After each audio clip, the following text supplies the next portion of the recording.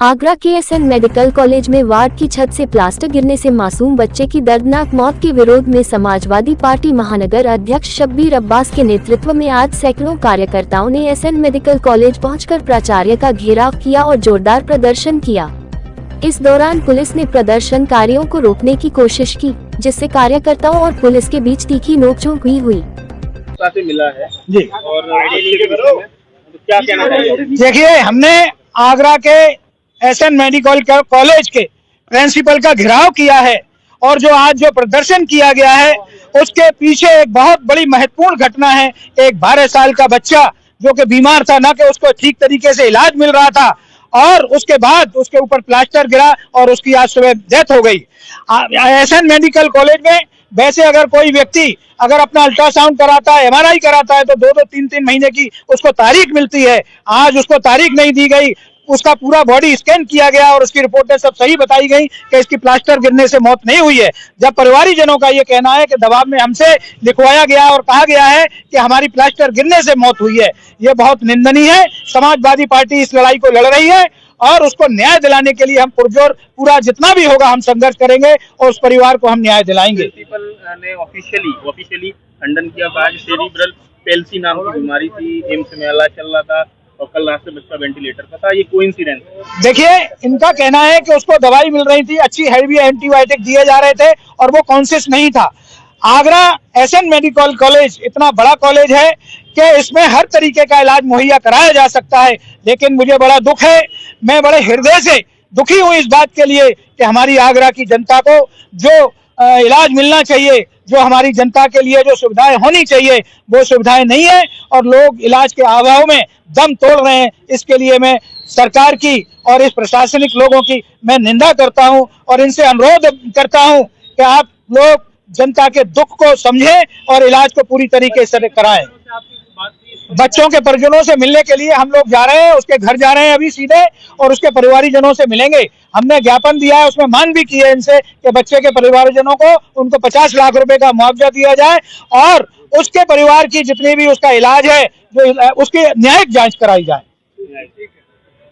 मुआवजा दिया जाए और उसके परिवार की जितनी भी उसका इलाज है जो उसकी न्यायिक जांच कराई जाए। वहीं मेडिकल कॉलेज के प्राचार्य का कहना है कि बच्चे की मौत प्लास्टर गिरने से लगी चोटों के कारण नहीं, बल्कि उसकी गंभीर बीमारी की वजह से हुई है।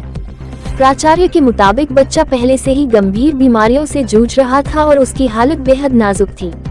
इलाज के दौरान उसे वेंटिलेटर पर भी रखा गया था। प्राचार्य ने प्लास्टर गिरने की घटना को महज एक इत्तेफाक बताया। जिस बच्चे की मृत्यु आज सुबह 6 बजे हुई है, उस बच्चे का नाम उमेर है, उसकी उम्र 10 वर्ष है। यह बच्चा आगरा में नसीराबाद कॉलोनी पुलिस थाना न्यू आगरा का रहने वाला है। यह बच्चा एक गंभीर बीमारी से पीड़ित था, जो कि लगभग 5 माह की उम्र से ही इसको ये बीमारी, दौरे की शिकायत इसको लगातार बनी रहती थी। उम्र 11 महीने में जाकर के ऑल इंडिया इंस्टीट्यूट में इसको वेस्ट सिंड्रोम इसकी डायग्नोसिस बनी। तदुपरांत यह बच्चा इसी बीमारी से लगातार पीड़ित था। यह 19 तारीख को एसएन मेडिकल कॉलेज के इमरजेंसी के पीडियाट्रिक वार्ड में भर्ती हुआ। जब ये भर्ती हुआ उस समय यह 4 दिन से हाई टेम्परेचर से पीड़ित और सांस लेने में परेशानी के कारण से ये भर्ती हुआ। बच्चे को लगातार दौरे की शिकायत 5 माह की उम्र से ही थी, जैसा मैंने बताया। उसकी उस समय जो भर्ती रही, उसके बाद हमारी तरफ से उसका 19 तारीख को छाती का एक्सरे कराया गया, जिसमें न्यूमोनिया सामने आया। उसके अनुसार डॉक्टरों द्वारा वहां पर उसको उच्च स्तरीय एंटीबायोटिक्स और दौरों को रोकने के लिए एंटी कन्वल्जेंट मेडिसिन जो विभिन्न प्रकार वो दी गई, परंतु बच्चे की जो स्थिति थी वो लगातार नाजुक बनी रही और उसमें सुधार नहीं हुआ। कल सायंकालीन बच्चे की सांस की तकलीफ बहुत ज्यादा बढ़ जाने के कारण उसको वेंटिलेटर पे लिया गया और डॉक्टर द्वारा अथक प्रयास करने के उपरांत भी सभी प्रकार की जीवन रक्षक दवाइयां देने के उपरांत भी इस बच्चे की मृत्यु प्रातःकालीन सुबह 6 बजे हुई। कल की घटना से इसको जो जोड़ा जा रहा है उस बारे में स्पष्ट करना है कि कल इस बच्चे के जब ये प्लास्टर करा तो इस बच्चे के हाथ में खरोंच, जिसको हमारी भाषा में एब्रेजन बोलते हैं, वो हुआ। इन दोनों घटनाओं को बच्चे की जो मृत्यु है उसका कारण बिल्कुल स्पष्ट है कि वो जिस गंभीर बीमारी से पीड़ित था उस कारण से ही उस बच्चे की मृत्यु हुई। इसको कल की घटना से जोड़ना सर्वथा अनुचित है। और मीडिया में भी अगर जो खबरें सोशल मीडिया में चल रही हैं वो सभी खबरें भ्रामक हैं एवं असत्य हैं।